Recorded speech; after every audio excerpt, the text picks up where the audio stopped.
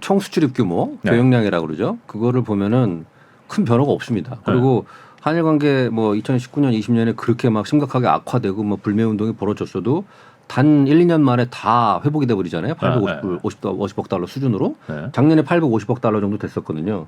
근데 사실은 그거는 뭘 얘기하냐면은 한일 간의 최소한 그 무역 관계에 있어서는 강력한 회복 탄력성이 존재한다는 얘기죠. 그것은 이제 한일의 어떤 산업 구조와 관련이 돼 있습니다. 그러니까 한국이 1965년도 이후에 이 발전시켜온 산업 구조라고 하는 것은 기본적으로 조립 산업이 많아요. 그러니까 일본으로부터의 어떤 소재 부품, 원자재 같은 걸 가지고 들어와서 공작 기계도 가지고 들어와서 여기서 조립을 해서 세계 시장으로 판매하는 구조를 가지고 있었고 그런 어떤 타이트한 그 협력 구조가 만들어져 있었거든요. 근데 이것은 되게 기업 대 기업의 관계이기 때문에 한일 관계가 민간 차원이나 뭐 정부 차원에서 일시적으로 악화된다 하더라도 바로 회복이 되는 탄력성을 가지고 있습니다. 근데 문제는 뭐냐면은 하나가 이제 투자의 문제고요. 투자. 1965년도에 한일 국교 정상화된 이후에 지난 한 60년, 70년간의 한국의 경제 발전 상황을 보면은 해외 투자를 대단히 많이 유치했습니다. 한국에 들어온 그 직접 투자, 한국에 들어와서 공장을 만들고 뭐 일자리를 창출하는 그런 해외 직접 투자에 가장 많은 비중을 차지하는 나라가 일본이에요. 그래요? 예, 예. 일본입니다. 대개 한 350조 정도 됩니다. 압도적 1위입니다. 25% 정도 차지하고요.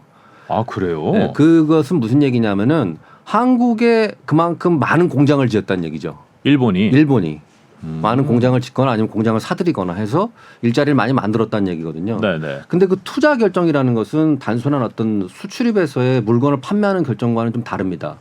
그렇죠. 그 돈을 갖다가 해외에 이제 박는 거거든요. 공장을 짓는다는 것은. 그렇죠. 그것은 대단히 그 민감하고 장기적인 여러 조건들을 감안해서 결정을 내리거든요. 불안하면은 지금 당장 뭐 그래 뭐 몇 박스 보낼게 이거는 돼도 거기다 내 공장을 세우겠다 이거는 좀 불안하면 진짜 이 기업인들의 입장에서는 진짜 권곤일척에 진짜 그 커다란 결단을 내리는 거죠.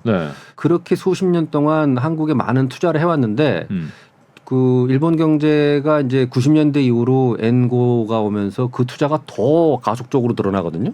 그래서 지금 일본이 그 해외 자산 보유 규모가 압도적으로 세계 1위입니다. 그렇게 된 것은 그만큼 일본이 해외 직접 투자를 많이 했다는 얘기죠. 근데 해외 직접 투자에서 한국이 차지하는 비중 그리고 한국의 해외 직접 투자를 그 집어넣는 절대액 이런 것들도 추세적으로 계속 감소하고 있어요.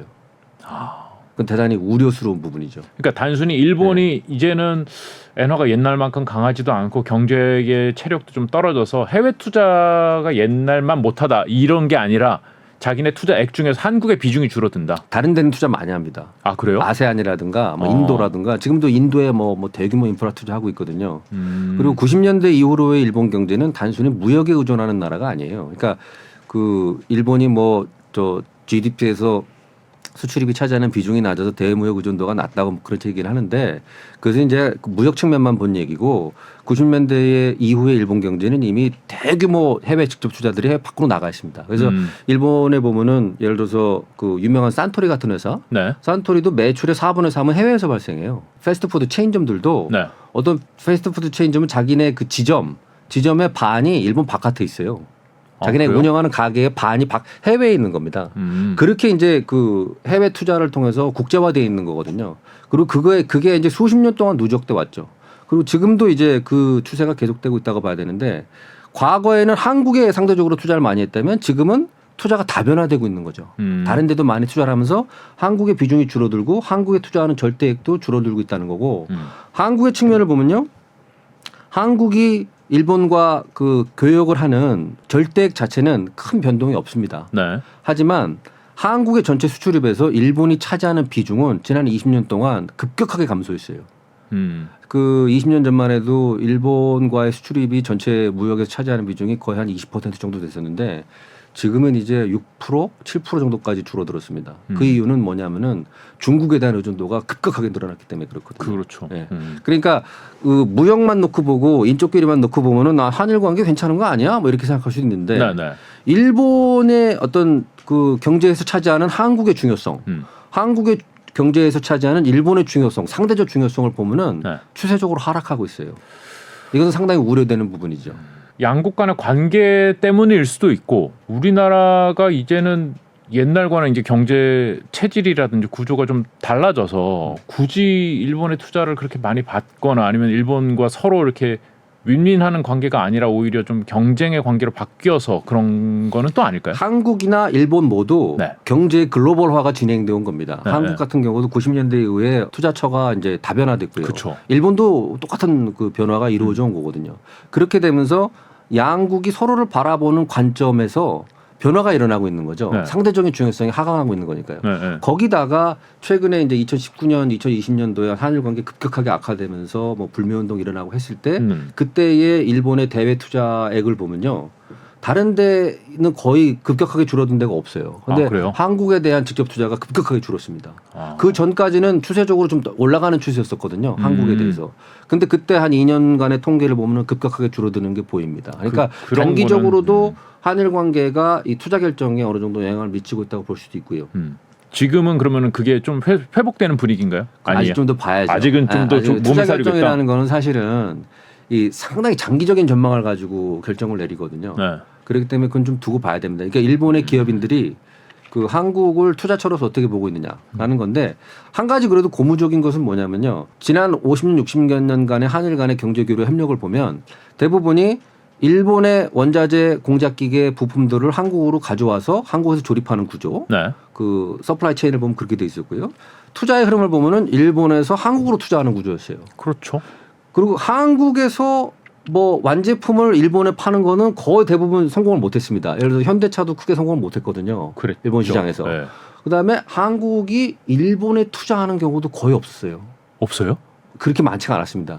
한국 기업이 일본에 가서 성공한 거는 네이버 정도라고 할까요?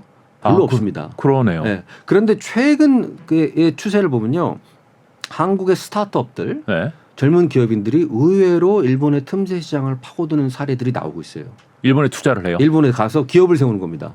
일본 시장을 공략하는 거예요. 일본에 가서 일본 사람들을 고용하고 일본의 현지 기업을 만들어 가지고 대표적인 사례가 네이버죠. 네이버는 그쵸. 지금 네. 일본에서 공전 히트를 기록했거든요. 그렇죠. 네이버가 물론 이제 네이버는 아예 일본 법인을 만들어 버려 가지고 네네. 뭐 법률적으로 보면 별개의 회사지만은 사실은 그 뿌리를 파고 그쵸, 들어가면 그쵸. 그건 한국 기업이라고 볼 수가 있으니까요. 근데 그렇죠. 지금 일본 사람들은 라인 없으면 하루도 살 수가 없거든요. 그쵸. 모든 사람들이 라인을 쓰고 있으니까.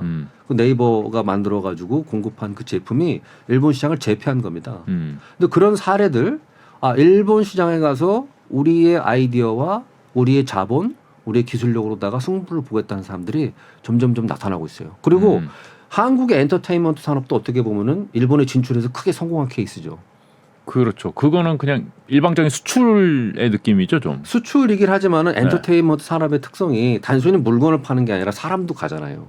고용도 발생하고 교류가 이루어지고 단순히 여기서 물건 하나 팔아가지고 그냥 팔고 끝나는 거 컨텐츠 파는 거 말씀하시는 게 그렇죠. 아닌가요? 컨텐츠 정도가 아니라 예를 들어서 일본은 콘서트 시장이 뭐 어마어마하게 크거든요. 네네. 근데 지금 일본에 보면은 대규모 공연장에서 한국의 연예인들이 와가지고 그쵸, 공연 대규모 많이 하죠. 공연들을 합니다. 물론 거기에는 한국 사람만 일하는 건 아니죠. 현지에서 여러 가지 일본 사람들도 고용을 하고 그러는데 그것도 어떻게 보면은 그 성공 사례라고 볼 수가 있는 거죠. 이제 그런 어떤 일본 시장을 공략해서 일본에서 성공하는 사례들 또 그걸 추구하는 사람들이 점점 늘고 있어요. 그것은 어떻게 보면 좀 고무적인 하나의 시그널이라고 볼 수도 있습니다. 관계가 좀 변하는 거네요, 그러니까. 관계의 양상이 옛날과는 이제 달라지고 있는 거죠. 여러 면에서. 옛날에는 이제 일본이 워낙 우리나라보다 선진국이고 자본도 풍부하고 그랬으니까 일본에 뭐 진출한다는 건 생각도 못했을 것 같고 이제는 그렇죠. 좀 돼서 우리나라도 한번 해볼 만하다라는 판단인 거겠죠? 과거에 80년대까지만 해도 예를 들어서 삼성전자 창업주인 이병철 회장 같은 경우는 네. 연말에는 항상 일본에 가서 시간을 보냈다는 거거든요. 연말 연초엔 일본에 가서 뭘 하느냐? 일본에서 책을 사요. 그다음에 일본의 여러 가지 상품들을 자기가 다 사드립니다. 네. 직접 다 써보는 거예요. 그래가지고 연초가 되면 한국에 와서 사장단 회의를 열어가지고 책도 나눠주고 그 상품들도 보여주면서 연구 좀 해봐, 개발 좀 해봐, 아이디어 좀 짜봐 이렇게 되는 거거든요. 일본을 배우자였죠. 그렇죠. 그건 네. 일본은 배우는 대상이었던 거죠. 네. 근데 지금의 젊은 이 투자가들, 기업인들은 그렇게만 보지 않아요. 일본을 기업인의 관점에서의 공략처. 우리가 거기 가서 장사도 하고 돈도 벌고 기업도 일으키고 활용을 해야 되는 장소로 보는 거죠. 단순히 배움의 대상으로 보는 게 아니라 그러니까 관점들이 변하고 있다고 볼 수가 있는 겁니다. 그럼 우리에게 일본이 좀 다른 의미에서 이제는 필요할 됐다 이렇게 볼 수 있는 거네요. 어떻게 보면 이제 네. 일방적인 어떤 경제 교류의 협력이 아니라 대등한 관계에서의 경제 교류의 협력이 그 기초가 이제 만들어지고 있다고도 볼 수가 있는 거예요. 우리가 투자만 받는 게 아니라 우리가 투자도 하고 우리가 고용만 되는 것이 아니라 우리가 일본 사람들도 고용을 하고 그런 관계가 이루어지고 있는 거죠. 1960년대 70년대에는 항일 국교 정상화되고 나서 정말 그때 보릿고개라는 게 있던 때거든요. 네, 네. 일자리가 없고 그쵸. 돈을 못 벌어서 굶는 사람들이 있을 텐데 일본 사람들이 와서 이제 부품 공장 지어주고 거기 취직해가지고 월급 받고 기술도 배우고 밥을 사 먹었단 말이죠. 이제는 그런 관계가 아니에요. 이제 우리가 일본 사람 고용해주는 관계, 월급 주는 관계. 그다음에 일본에 들어가서 일본에서 기업을 일구고 거기서 우리가 경제적인 이득을 취하는 관계. 그걸 달라지고 있는 거죠. 과거에는 우리나라에 투자해주고 공장 세워주고 뭐 기술도 배워올 수 있고 그래서 일본이 필요했었고 지금은 이제 가서 우리가 그 시장을 공략할 수 있고 우리가 거기 투자해서 이득을 볼 수 있고 그런 존재잖아요, 일본이. 그럼 일본에게 우리는 과거에는 쟤네 임금도 싸니까 저기서 공장 짓고 하면은 우리 좀 괜찮은데? 라고 해서 들어왔었는데 지금 일본에게 대한민국은 쟤네 이제 임금도 꽤 비싸가지고 저기다 공장 지어서 별로 우리나라에 짓는 거랑 다른 것 같지도 않고 그렇다고 해서 시장이 엄청 커가지고 한국 사람한테 뭘 팔아가지고 돈을 크게 벌 것 같지도 않고 그렇다고 자기네가 뭐 자본이나 기술이 모자라서 한국의 자본을 끌어들여야 된다 이런 느낌도 별로 아닐 것 같고 일본에게 한국이 필요한가요? 그러니까 이제 한국인들의 해외 취업이 가장 활발하게 이루어지는 곳이 일본이거든요. 네. 그것은 무슨 얘기냐면 한국의 이 생산 요소로서의 노동이 일본으로 움직이고 있는 거죠. 네. 일본 경제를 우리가 그런 식으로 활용을 하고 있는 그러니까 거죠. 우리는 일본이 필요해요. 일본에게 한국이 필요한가요? 아까 말씀드렸다시피 일본도 지금 일본은 상당히 성숙된 경제잖아요. 네네. 그러니까 새로운 아이디어, 새로운 활력, 새로운 자본, 새로운 기술을 원하고 있어요. 일본은 지금 세계 최고의 고령화 사회이고 그 성숙된 경제인 만큼 그만큼 어떤 활력이나 새로운 창의성이 부족한 상태인 거죠. 그리고 새로운 기술과 자본을 원하고 있고 그런 거를 제공해주는 역할을 우리가 할 수도 있다는 얘기입니다. 일본 사람들도 그렇게 생각하나요? 아, 우리 아이디어가 모자라서 한국에 있는 젊은 반짝반짝한 인재들을 좀 데려와야겠어. 이렇게 생각하나요? 그러니까 한국 사람들 채용을 하죠. 아, 그래요? 네, 한국 사람들 엄청나게 많이 채용을 하잖아요. 그러니까 과거의 한일 관계의 경제 교류 협력의 양상과는 다른 양상의 경제 교류 협력이 이루어지고 있다는 걸 우리가 주목할 필요가 있다는 겁니다. 수출입 통제라든지 뭐 이런 것들은 뭐 해결이 되고 있는 건가요? 지금 그 반도체 소재 관련 3개 품목 그 수출 규제는 이미 풀린 거로 알고 있고요. 네네. 그다음에 이제 최근에 그 일본이 반도체 관련 주요 그 부품들 뭐 공작기계 이런 거를 이제 수출 규제를 발표를 했어요. 네. 그 주로 이제 중국을 겨냥을 한 건데 그 수출 규제 리스트에는 한국이 들어가지 않습니다. 거기 그 얘기는 뭐냐면은 거기 안 들어가 있는 나라들은 이제 소위 말해서 화이트 리스트라고 그래서 신뢰할 수 있는 나라다 해가지고 이제 신고만 하면 받아준다거나 아니면 그런 절차를 다 간략화해가지고 수출입이 이루어진다는 거죠. 예를 들어서 이 반도체 관련 공작 기계를 한국에 팔 때는 그냥 해도 간소화된 된다. 절차로다가 그냥 다 할 수 있게 해주는 거고 대신에 이제 중국이라든가 거기 리스트에 들어가 있는 나라들한테 수출할 때는 꼼꼼하게 좀 더 들여다보겠다는 거거든요. 근데 최근에 발표된 그 리스트에는 한국이 화이트 리스트로 이미 들어가 있습니다. 그럼 일본의 기업들도 한국에 자꾸 뭐 이렇게 하려는데 막지 마 이런 생각들을 가지고 있는 거예요? 아니 이제 기업이라는 것은 이제 여러 가지 계산을 하죠. 예를 들어서 그 삼성전자의 뭐 반도체 소재나 부품을 납품하는 기업의 입장에서 본다면은 한일 관계가 악화된다고 해서 팔던 제품을 안 팔 수는 없어요. 자기들이 하던 걸 원래 장사를 해야 되잖아요. 네. 그럼 그걸 우회할 수 있는 방법은 여러 가지가 있죠. 예를 들어서 한국에 공장을 하나 더 지을 수도 있고 아니면은 제3국의 유럽 같은 데 지어서 거기서 수출을 할 수도 있고 여러 가지 방법이 있죠. 그러니까 그거를 뭐 관계가 안 좋아지니까 뭐 팔지 말아야 되겠다 이런 식으로 단선적으로 대응하지는 않아요. 기업인들에게 있어서는 가장 중요한 것은 자기 기업의 생존과 이윤이기 때문에 큰 차원에서 양국 간 관계가 악화된다고 하면은 기업인들은 여러 가지 살아날 방도를 모색합니다. 다만 그 볼륨이 줄어들고 미래 불투명하면 투자는 줄어들고 이렇게 될 수 있다는 이게 거죠. 예를 들어서 투자를 해야겠는데 예를 들어서 뭐 한국에서 불매 운동이 일어나고 앞으로도 또 불매 운동이 확산될 조짐이 있다. 이게 좀 일본의 기업으로서는 한국에 투자하는 게 좀 장기적으로 봤을 때 좀 위험 요인이 있다라고 판단이 되면은 그것까지도 계산에 넣어서 장기적인 투자 결정을 할 때 고려를 하겠죠. 근데 그것만 가지고 결정하지는 않을 거예요, 기업인들이.